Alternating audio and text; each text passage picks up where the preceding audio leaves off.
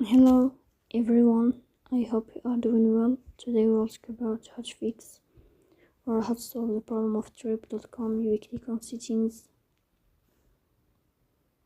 Here you will click on apps, default apps, app settings. In this page you will search about trip.com and you will click here.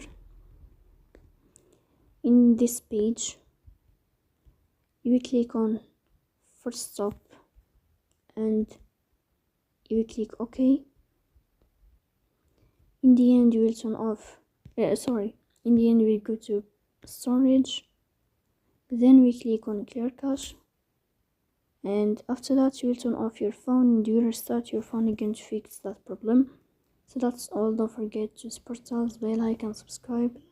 See you next time, and thank you for your watching and your attention.